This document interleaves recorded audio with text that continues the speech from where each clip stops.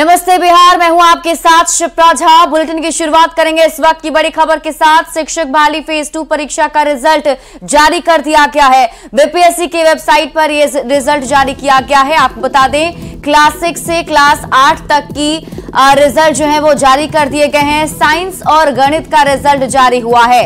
कुल 11,359 अभ्यर्थी इसमें सफल बताए जा रहे हैं। शिक्षक बहाली के सफल अभ्यर्थियों का अब डॉक्यूमेंटेशन वेरिफिकेशन भी शुरू होगा और शिक्षा विभाग ने डीवी को लेकर ये शेड्यूल जारी किए हैं। 25 दिसंबर से TRE 1 सप्लीमेंट्री के सफल अभ्यर्थियों का वेरिफिकेशन होगा और इसके साथ ही बताया जा रहा है कि 26 दिसंबर से कक्षा 6 से 8 तक के सफल अभ्यर्थियों का वेरिफिकेशन किया जाएगा। साथ ही साथ आपको बता दें, 27 दिसंबर से कक्षा 9 और 10 के अभ्यर्थी अपना डीवी करा सकेंगे। 28 दिसंबर से वर्ग 11 और 12 के अभ्यर्थी अपना डीवी करा सकते हैं और 30 दिसंबर से कक्षा 1 से 2 के अभ्यर्थियों का वेरिफिकेशन किया जाएगा। प्रधानाध्यापक परीक्षा का भी रिजल्ट जारी कर दिया गया है। प्रधानाध्यापक पद के लिए 38 अभ्यर्थी सफल हुए हैं।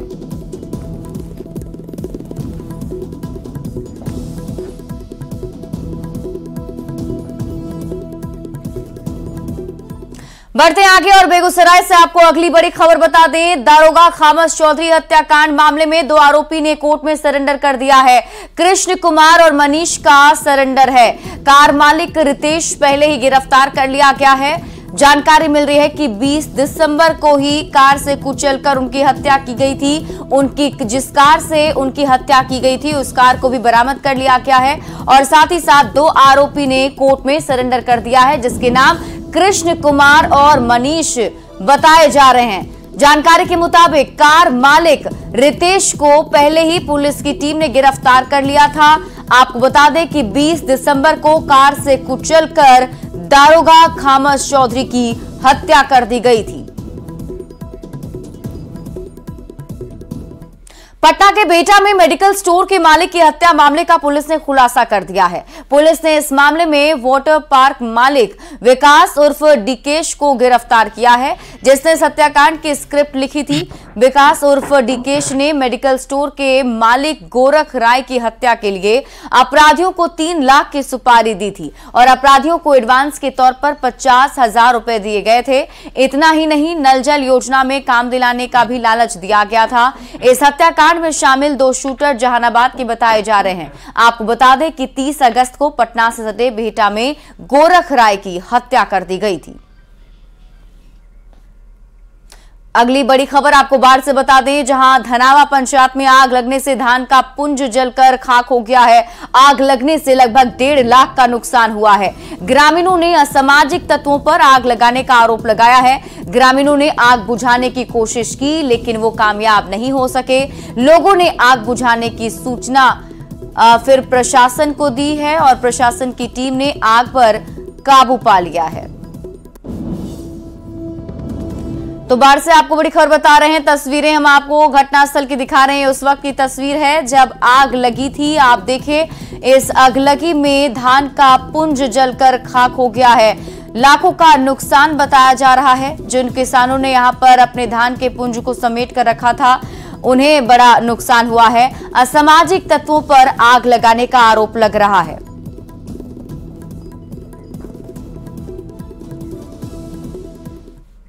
इंडिया गठबंधन की बैठक के 2 दिन बाद यानी 21 दिसंबर की रात को राहुल गांधी ने फोन पर बिहार के सीएम नीतीश कुमार से बातचीत की और उसके अगले ही दिन यानी 22 दिसंबर को बिहार के डिप्टी सीएम और आरजेडी नेता तेजस्वी यादव ने सीएम नीतीश कुमार से मुलाकात की, जिसके बाद बिहार की राजनीति में सियासी हलचल तेज है।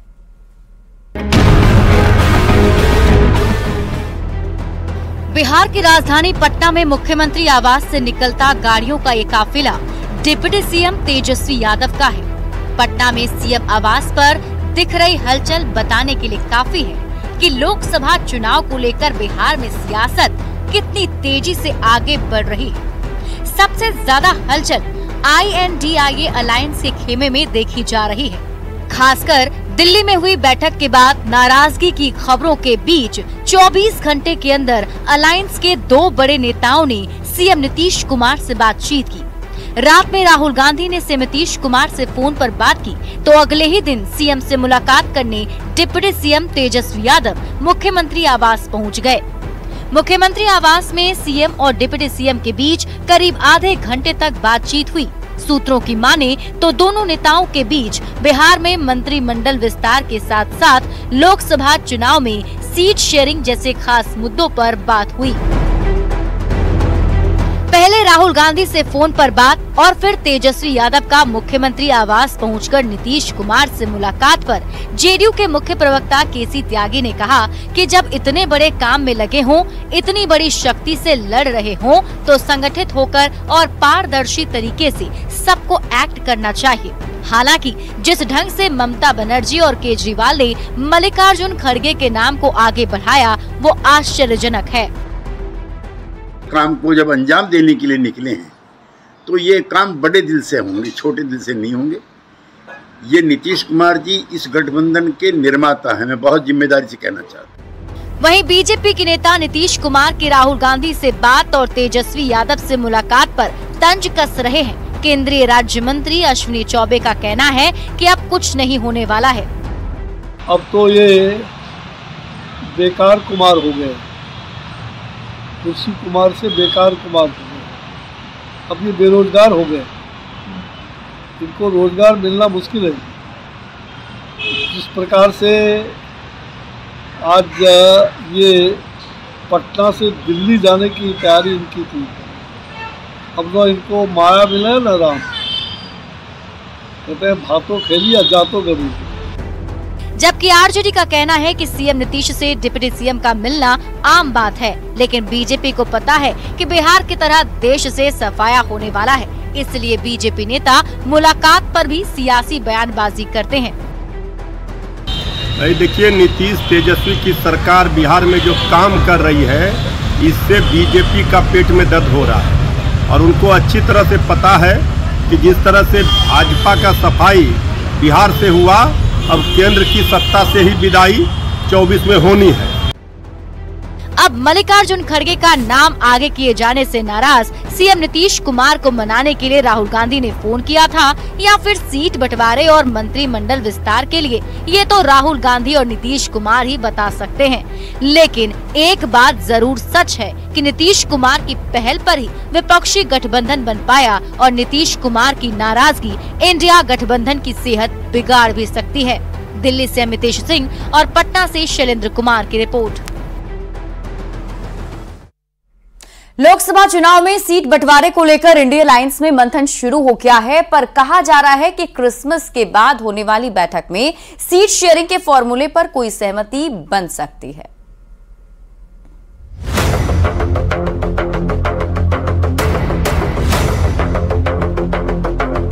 चौदह लोकसभा सीट के बंटवारे को लेकर इंडिया अलायंस में माथापच्ची का दौर शुरू हो गया है।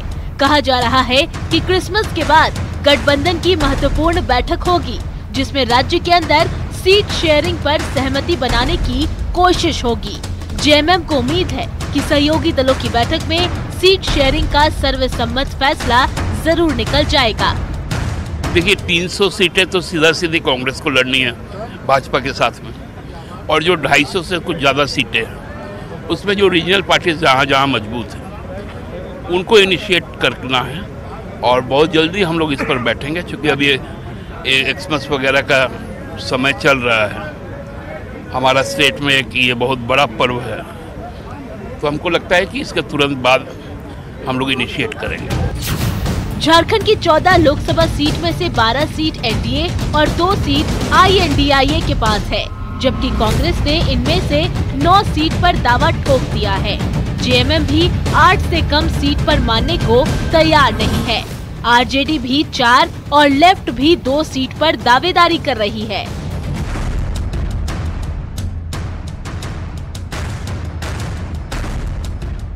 लोकसभा सीट को लेकर दावेदारी का दौर जारी है। ऐसे में सबकी निगाहें सीट शेयरिंग को लेकर होने वाली बैठक पर टिकी हुई है। अभी उस पर चर्चा होगी और बहुत जल्द हम लोग ऐसे लगातार बातचीत होती रहती है। अब एक समझ बनानी है कि कैसे हम लोग को चुनाव में जाना है। आपने देखा आज किस तरह से हम लोगों ने एकजुट होकर के विरोध प्रदर्शन किया है। और हम समझते हैं आने वाले समय में बहुत सारी चीज़ें स्पष्ट हो जाएगी। हमको लगता है ये प्रक्रिया बिना देर किए शुरू कर देना चाहिए। हमको लगता है इस मामले में खुद प्रदेश के जो मुख्यमंत्री हैं उनको ही पहल करना होगा, क्योंकि इंडिया गठबंधन के जो कोऑर्डिनेशन कमेटी है उसका भी वो माननीय सदस्य हैं। इंडी गठबंधन की एकता की पहली अग्नि परीक्षा सीट शेयरिंग के सवाल पर होगी। अगर सब अपनी जिद पर अड़े रहे तो साथ चुनाव लड़ना आसान नहीं होगा, और अगर दलों ने त्याग को प्राथमिकता दी तो एनडीए के साथ चुनावी रण में दिलचस्प लड़ाई होगी। अविनाश कुमार, न्यूज़ 18, रांची।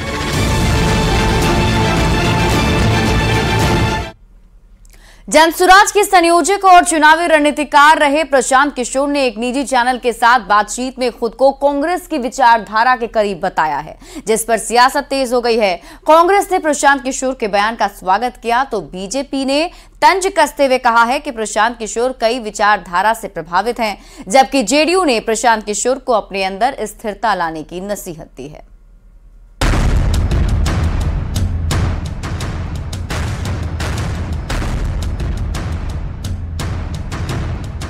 पीके के नाम से चर्चित प्रशांत किशोर आज देश की सियासत में प्रशांत किशोर किसी परिचय के मोहताज नहीं है। पक्ष हो या विपक्ष, प्रशांत किशोर ने विधानसभा चुनाव से लेकर लोकसभा चुनाव तक सियासी दलों को जीतने में मदद की। अपनी चुनावी रणनीति का लोहा मनवा चुके प्रशांत किशोर फिलहाल जन सुराज अभियान के जरिए बिहार में सियासी जमीन तलाश रहे हैं। एक बार फिर प्रशांत किशोर के एक बयान से बिहार में सियासी हलचल तेज हो गई है। प्रशांत किशोर ने एक निजी चैनल को दिए इंटरव्यू में अपनी विचारधारा को लेकर बड़ा बयान दिया है। प्रशांत किशोर से जब ये सवाल हुआ कि उनकी विचारधारा क्या है, इसके जवाब में उन्होंने कहा कि मैं कांग्रेस विचारधारा के करीब हूं। फिर ये सवाल हुआ कि क्या आप कांग्रेस में जा सकते हैं। इस पर प्रशांत किशोर ने बड़ा खुलकर जवाब दिया। उन्होंने कहा, मैं कांग्रेस के साथ जा सकता हूं। अब यह कांग्रेस को तय करना है। कांग्रेस की विचारधारा के करीब बताने वाले प्रशांत किशोर के बयान ने बिहार की सियासत में सियासी बहस छेड़ दी है। कांग्रेस ने प्रशांत किशोर के बयान का स्वागत किया है। प्रशांत किशोर जी ने ये कहा कि वो कांग्रेस विचारधारा के हैं तो अच्छी बात है। समान विचारधाराओं वालों का स्वागत है। कांग्रेस के लिए हमेशा दोनों बाहें फैलाए खड़ी है। तो अब उनको तय करना है कि वो कैसे क्या करेंगे। कांग्रेस के लिए दरवाजा सबका खुला हुआ है। वहीं बीजेपी ने प्रशांत किशोर के बयान पर तंज कसा है। बीजेपी प्रवक्ता नीरज कुमार ने कहा कि प्रशांत किशोर कई विचारधारा से प्रभावित होते रहते हैं। प्रशांत किशोर पहले भी उनकी विचारधारा सपा से मिल चुकी है, शिवसेना से विचारधारा अपना वो मिला चुके हैं। हर जगह अपना वो हश्र देख चुके हैं जहाँ जहाँ वो जा रहे हैं। और अगर कांग्रेस का भ्रष्टाचारी वंशवाद का विचारधारा उनको अच्छा लगता है तो उनको मुबारक और कांग्रेस को मुबारक। इनके जैसे लोगों की कोई विचारधारा नहीं होती। ये सब जगह जाके अपनी विचारधारा मिलाते हैं और सबका नाश करके ही आते हैं। जेडीयू ने भी प्रशांत किशोर के बयान पर तंज कसते हुए प्रतिक्रिया दी है। जेडीयू प्रवक्ता मंजीत सिंह ने कहा कि प्रशांत किशोर कांग्रेस या किसी दल के साथ जुड़ना चाहते हैं तो वह तय करें। यह कांग्रेस और उनको तय करना है, लेकिन किसी को भी किसी के साथ जुड़ने के लिए स्थिरता होनी चाहिए। लेकिन प्रशांत किशोर जी की कोई विश्वसनीयता इस बिहार और देश के अंदर नहीं है। कब किस दल में वह शामिल होंगे इसकी कल्पना कोई नहीं कर सकता है। उनकी बेचैनी जो बढ़ी है, जो देश के अंदर इंडिया एलायंस का कुनबा बढ़ा है और बिहार में महागठबंधन की ताकत बढ़ी है, उसके कारण अब प्रशांत किशोर जी को समझ में आ रहा है कि हमको कहां रहना चाहिए। बता दें कि कुछ दिनों पहले भी प्रशांत किशोर कांग्रेस के पास एक प्रपोजल लेकर गए थे। तभी प्रशांत किशोर का प्रपोजल चर्चा का विषय बना था। अब प्रशांत किशोर के इस ताजा बयान के बाद एक बार फिर उनके कांग्रेस के साथ जुड़ने की चर्चा तेज हो गई है। लेकिन होता क्या है ये तो वक्त ही बताएगा।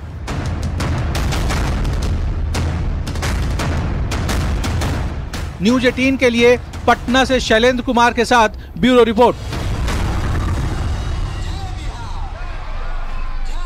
जनसुराज के संयोजक प्रशांत किशोर ने तेजस्वी यादव पर तंज कसा है। प्रशांत किशोर ने कहा कि सीबीआई के चार्जशीट कर देने से ये इस्तीफा नहीं देने वाले हैं। राजनीतिक मोरालिटी का जो कंपास है वो इतना लो है कि अब वो जमाना चला गया कि किसी पर सीबीआई चार्जशीट कर दे और वो इस्तीफा दे दे। तो मुझे तो नहीं लगता है कि जिस तरह की राजनीति ये लोग करते हैं, सीबीआई के चार्जशीट करने से ये कोई इस्तीफा देने वाले हैं या पद छोड़ने वाले हैं। जहां तक सरकार की स्थिरता का सवाल है, मेरी जो थोड़ी बहुत समझ है, मैं नहीं समझता हूं कि लोकसभा चुनाव से पहले कोई बड़ा परिवर्तन यहां होने वाला है। और रुक करते हैं इस वक्त की बड़ी खबर की। आज जेल से रिहा होंगे मनीष कश्यप। बड़ी खबर आपको बता दें, मनीष कश्यप आज जेल से रिहा हो सकते हैं। 9 महीने बाद जमानत उनकी मंजूर की गई है और किसी भी वक्त जेल से बाहर आ सकते हैं मनीष कश्यप। आपको बता दें, मनीष कश्यप पर फर्जी वीडियो प्रसारित करने का आरोप लगा था। तमिलनाडु में फर्जी वीडियो का मामला दर्ज किया गया था। कुर्की जब्ती के बाद मनीष कश्यप ने सरेंडर किया था और करीब 9 महीने जेल के अंदर रहने के बाद ये खबर आ रही है कि आज जेल से रिहा हो सकते हैं मनीष कश्यप। किसी भी वक्त वो जेल से रिहा हो सकते हैं।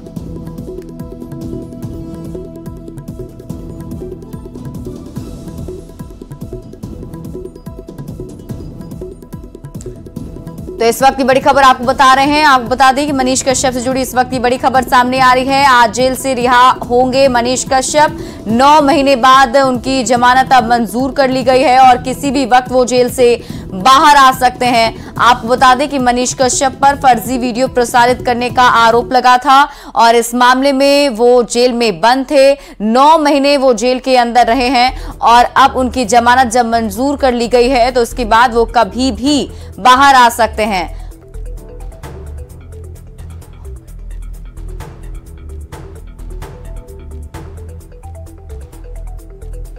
और मनीष कश्यप से जुड़ी अगर आपको जानकारी दें कौन कौन से केस उन पर चल रहे थे, तो उस हिसाब से अगर देखें तो फर्जी वीडियो प्रसारित करने के मामले में वो जेल में बंद थे।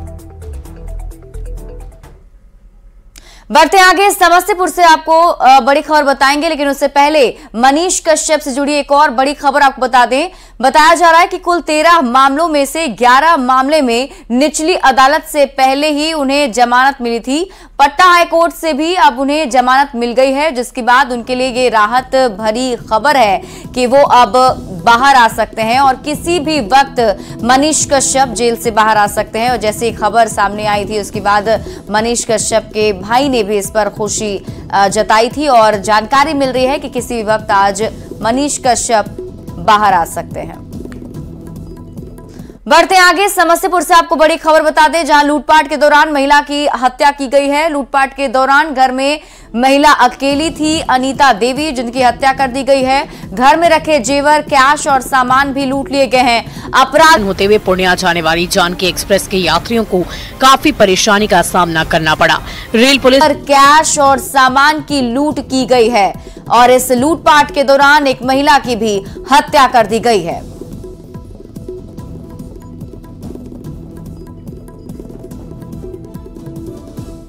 केंद्रीय मंत्री गिरिराज सिंह ने बिहार में बढ़ते अपराध को लेकर राज्य सरकार पर जमकर निशाना साधा। उन्होंने कहा कि बिहार में कानून व्यवस्था भगवान भरोसे चल रही है। मुख्यमंत्री नीतीश कुमार को अब आराम करना चाहिए और बिहार में सरकार चलाने के लिए अब जनता को ही आगे आना पड़ेगा।